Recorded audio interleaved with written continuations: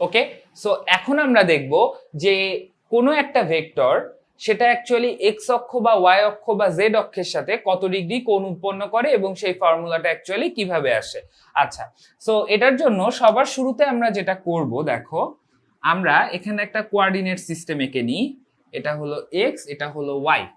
এখন এই x Y তলে একটা বিন্দু আছে, ধরে নাও একটা বিন্দু আছে a2,3।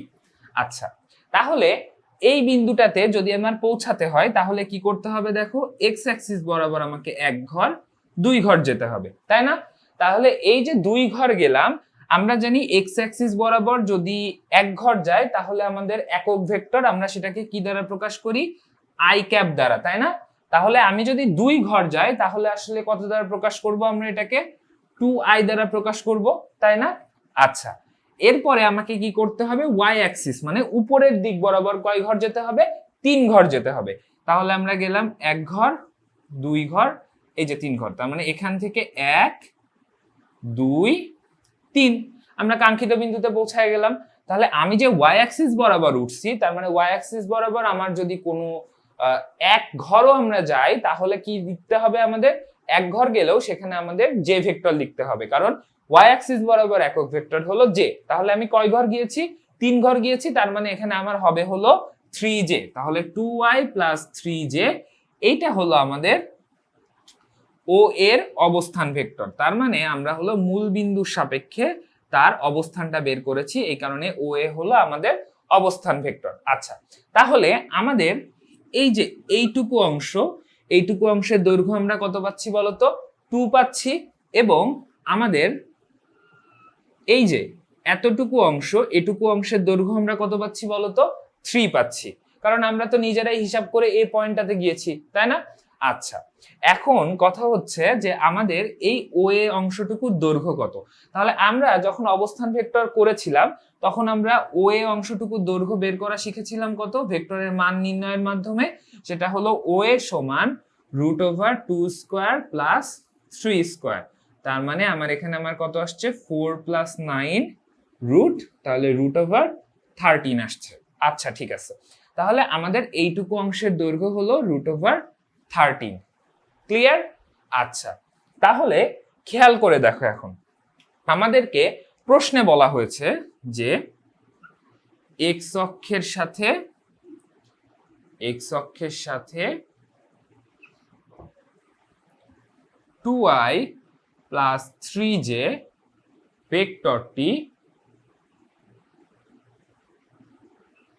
কত কোণ উৎপন্ন করে, এটা হলো আমাদের কোশ্চেন চাওয়া হয়েছে, কত কোণ উৎপন্ন করে। আচ্ছা, তার মানে আমাদেরকে ঠিক এই অ্যাঙ্গেলটুকু বের করতে হবে, যেটাকে আমরা নাম দিচ্ছি থেটা এক্স, যেহেতু এক্স অক্ষের সাথে বলেছে এই কারণে থেটা এক্স দেওয়া হয়েছে। আচ্ছা, এখন তোমরা যদি ভালো মতো লক্ষ্য করো, দেখো আমাদের কাছে কিন্তু ভূমি, লম্ব, অতিভুজ তিনটাই দেওয়া আছে। তাহলে আমি এখান থেকে যদি ভূমি এবং অতিভুজের রেশিওটা নিয়ে নিই তখন কি হচ্ছে, দেখো cos থেটা এক্স সমান আমরা কি লিখতে পারি, দেখো তো, উপরে আমরা লিখতে পারি হলো 2 এবং নিচে আমরা লিখতে পারি হলো √13। ক্লিয়ার? সো ভাইয়া আপনি কজই কেন নিলেন, অন্য কিছু কেন নিলেন না? আচ্ছা, এটার রিজনটা হলো, খেয়াল করে দেখো 2 আমার কার সহগ ছিল বলতো, 2 কিন্তু আমার ছিল এক্স অক্ষ বরাবর একক ভেক্টর আই এর সহগ, ঠিক আছে? আর √13 তো আমার হলো এখানে অতিভুজ, সো এটা তো থাকলোই। এখন এখান থেকে কিন্তু আমরা একটা প্যাটার্ন দাঁড় করায় ফেলতে পারি। কিরকম আমি তোমাকে দেখাচ্ছি। ধরো আমি একটা ভেক্টর লিখলাম, এ ভেক্টর, ও এই দিলাম, যাও, তাহলে axi + ayj, তাই না? তাহলে খেয়াল করে দেখো আমাদের 2টা কি ছিল বলতো, এই যে একক ভেক্টর এক্স অক্ষ বরাবর একক ভেক্টর আই এর সহগ কত ছিল, 2, তাই না? তাইলে আমি এখানে কি দেখতে পাচ্ছি যে আমার উপরের এই ভেক্টরটাতে এক্স অক্ষ বরাবর একক ভেক্টর আই এর সহগ কত, ax না? তাহলে আমি এখানে লিখে দিতে পারি ax। আর নিচে আমার কি ছিল, নিচে অ্যাকচুয়ালি √13 ছিল আমার ও এ ভেক্টরের ভ্যালু, তার মানে আমি এখানে নিচে লিখে দিচ্ছি ও এ ভেক্টরের মান। আচ্ছা, এখন তোমাদেরকে আরো একটা জিনিস দেখাই। ধরো এটা গেল তো আমার এক্স অক্ষ বরাবর উৎপন্ন কোণ, তার মানে আমি থিটা এক্স সমান লিখে ফেলতে পারি cos ইনভার্স 2/√13। আর আমি যদি কমন ফরম্যাটের জন্য বলি যে কোনো ভেক্টরের বেলায় কি হবে, তার জন্য আমরা লিখতে পারি সেটা হলো cos inverse ax divided by O A vector. Okay, এটা আমাদের কমন ফরম্যাটের জন্য। আর আমাদের অ্যাকচুয়ালি কোশ্চেনের অ্যান্সার কিন্তু এইটা এখানে হয়ে গেছে। এখন কোশ্চেনে একটু দুষ্টুমি করছে আমাদের সাথে, তারা আমাদেরকে বলে দিয়েছে যে ওয়াই অক্ষের সাথে উৎপন্ন কোণটা বের করতে হবে। খুব ভালো কথা, তাহলে আমরা মুছে দিয়ে আমরা ওয়াই অক্ষের সাথে উৎপন্ন কোণটা বের করব। এখন কিভাবে বের করব চলো দেখি।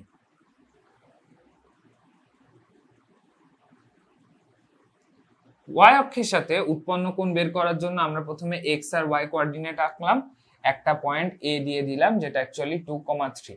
সো আগের বার আমি প্রথমে কোন অক্ষ বরাবর গিয়েছিলাম, এক্স অক্ষ বরাবর গিয়েছিলাম। এখন আমি এক কাজ করি, আমি আগে ওয়াই অক্ষ বরাবর যাব। তাহলে ওয়াই অক্ষ বরাবর আমাকে কয় ঘর যেতে হবে? 3 ঘর যেতে হবে, তাই না? তার মানে 1 2 3, 3 ঘর গেলাম। এবার আমাকে এক্স অক্ষ বরাবর কয় ঘর যেতে হবে দেখো তো? 2 ঘর। তাহলে 1 2, তাহলে আমি যদি এখানে 1 বলি, এইটা হলো সেই 2, তাহলে এই হলো আমার ভেক্টর ও এ। আর আমি এইখানে আর একটা দাগ টেনে দিচ্ছি, ঠিক আছে? ধরলাম এটা ও, এটা আমার বি, ঠিক আছে? আমি নামকরণ করলাম জাস্ট। তাহলে খেয়াল করে দেখো, আমাদের ও এ বি একটা ত্রিভুজ হয়ে গেছে, তাই না? এখানে আমার ও এ সে ভেক্টরটা যেটা আমাদের দেওয়া আছে, এই যে 2a + 3i, ক্লিয়ার? এখন তোমাকে এইবার কোশ্চেনে বলেছে যে থেটা ওয়াই বের করতে, ওয়াই অক্ষের সাথে উৎপন্ন কোণ, ঠিক আছে? তাহলে এইটুকু অংশের দৈর্ঘ্য কত? 2, কারণ আমরা কি এই বি থেকে এ পর্যন্ত যেতে 2 ঘর গেছি, তাহলে এইটুকু 2। ও থেকে বি পর্যন্ত যেতে আমার কতটুকু টাইম লাগছে, মানে কতটুকু দূরত্ব, কয় ঘর যাওয়া লাগছে? 3 ঘর। তাহলে আমি ও বি সমান লিখে দিলাম 3। আর ও এ সমান তো যথারীতি আমরা লিখতে পারবো √13, কারণ এটা আমি এখানে বের করে দেখাইছি। তাহলে এখন যদি আমি বলি যে এ বি ও এটা একটা আমার সমকোণী ত্রিভুজ, যেখানে অবশ্যই এই কোণটা 90 ডিগ্রি। তো এই জায়গাটায় কি হচ্ছে খেয়াল করে দেখো, এই জায়গাটায় আমাদের এ ও হলো আমাদের এখানে কি বলতো, বা ও এ, সরি, ও এ ভেক্টরটা হলো আমাদের এখানে অতিভুজ, আর ও বি ভেক্টরটা এটা আমাদের কি বলতো, এটা আমাদের এখানকার ভূমি। তাহলে আমরা যদি থেটা ওয়াই বের করতে চাই তখন কি করব? জাস্ট আমাদের এটা ঠিক থাকবে, জাস্ট এখানে আমার 3 বসে যাবে 2 এর জায়গায়, তাই না? আচ্ছা, 3টা কি ছিল বলতো? ওয়াই অ্যাক্সিস বরাবর একক ভেক্টর জে তার সহগ। তাহলে আমি যদি কমন ফরম্যাট লিখতে চাই তাহলে কি লিখবো বলতো? এই যে জে তার সহগ এ ওয়াই, তাহলে এক্সটা মুছে দিয়ে আমি এখানে লিখে দিলাম এ ওয়াই। বাকি সবকিছু সেম থাকবে, জাস্ট মানগুলো চেঞ্জ হয়ে যাবে। 3 আর এখানে আমার এ ওয়াই, আর এখানে তো আমার থেটা ওয়াই হবে। জাস্ট সবগুলো আমি চেঞ্জ করে দিলাম। তাহলে এখন তোমরা একটা জিনিস লক্ষ্য করো, এইটুকু তো বুঝতে পারছো, আশা করি সবাই তুলে নিছো। আমি একটু মুছে দিই, এই সাইডে চলে আসি আমি। আমাদের যখন একটা ভেক্টর ধরলাম ও এ, সেটা আমার A X I plus A Y J হলো। তাহলে যখন আমি এক্স অক্ষের সাথে বলেছিলাম তখন আমি বের করলাম কি cos ইনভার্স, উপরে আমার এ এক্স একক ভেক্টর আই এর সহগ, আর নিচে আমার কি ছিল √ax এর স্কয়ার প্লাস এ ওয়াই এর স্কয়ার। কারণ আর এর ভ্যালুটা এভাবেই বের করতে হয়েছিল আমাদের, মানে ও এ মডুলাস অফ ও এ যেটা, সেটা এভাবে বের করতে হয়েছিল। থেটা ওয়াই এর বেলায় কি হলো? cos ইনভার্স, উপরে আমার এ ওয়াই, নিচে √ax এর স্কয়ার প্লাস এ ওয়াই এর স্কয়ার। তাহলে তোমরা একটু ভালো মতো চিন্তা করে দেখো তো এখানে প্যাটার্নটা আসলে কি দাঁড়াচ্ছে। আমাকে যখন বলবে অক্ষের সাথে উৎপন্ন কোণ বের করতে, তখন আমি নিচে কি করব? আমি প্রথমে কজ ইনভার্স রেশিওটা নেব এবং নিচে আমি কি লিখব, নিচে আমি লিখব হলো আমার এই যে ও এ ভেক্টর তার মানটা লিখব, তাই না? আর উপরে আমি কি লিখব, যেই অক্ষের সাথে উৎপন্ন কোণ এক্স অক্ষের সাথে, তাহলে এক্স অক্ষের বরাবর একক ভেক্টর কত আই, তার সহগ এ এক্স বসাই দিব আমরা, ঠিক আছে? তাহলে একইভাবে যদি আমাকে বলে যে জেড অক্ষের জন্য থেটা জেড, এখানে আমি এ জেড কে লিখে দিলাম, তাহলে থেটা জেড যদি আমাকে বলে কজ ইনভার্স উপরে আমার এ জেড নিচে রুট ওভার, আচ্ছা এখানে তখন একটা করে বাড়বে এ জেড স্কোয়ার, এটা আমরা দেখেছি আমাদের লাস্ট লেকচারে অবস্থান ভেক্টরের যখন আমরা মান নির্ণয় করছিলাম, A X square plus A Y square plus A Z square. Okay, so finally তাহলে আমরা কি সামারাইজে পৌঁছাইলাম দেখো, যদি আমাকে বলে যে অক্ষের সাথে উৎপন্ন কোণ বের করতে হবে, তাহলে আমরা যেটা করব প্রথমে কজ ইনভার্স নিয়ে নিব, অক্ষের সাথে বললেই কজ ইনভার্স, কোনো কথা নাই। কজ ইনভার্স নেওয়ার পর এবার দেখবা কোন অক্ষের সাথে বলছে, এক্স অক্ষের সাথে বলছে, তাহলে এক্স অক্ষ বরাবর একক ভেক্টর কত আই, তার সহগ এক্স, আর নিচে হলো ওই যে ভেক্টর রাশিটা দেওয়া আছে তার মান। যদি বলে ওয়াই অক্ষের সাথে, তখন কি করব, ওয়াই অক্ষ বরাবর একক ভেক্টর যে তার সহগ এ ওয়াই উপরে এবং নিচে আমার কি ওই যে ভেক্টর রাশি তার মান। যদি আমাদের বলে জেড অক্ষ বরাবর, তাহলে জেড অক্ষ বরাবর একক ভেক্টর কত আমাদের কে, তাহলে কে ক্যাপের সহগ হলো আমাদের এ জেড, তাহলে উপরে এ জেড নিচে হলো ওই ভেক্টরটার মান। সো এটাই ছিল মূলত আমাদের অক্ষের সাথে উৎপন্ন কোণের যেই মানে ইকুয়েশন গুলা বা যেই রাশিমালা গুলা সেগুলা। আর মোটামুটি আমরা এর পরের লেকচারে যেটা করব, পরের লেকচারে আমরা হলো তলের সাথে উৎপন্ন কোণগুলা কিভাবে বের করতে হয় সেগুলা নিয়ে আলোচনা করব।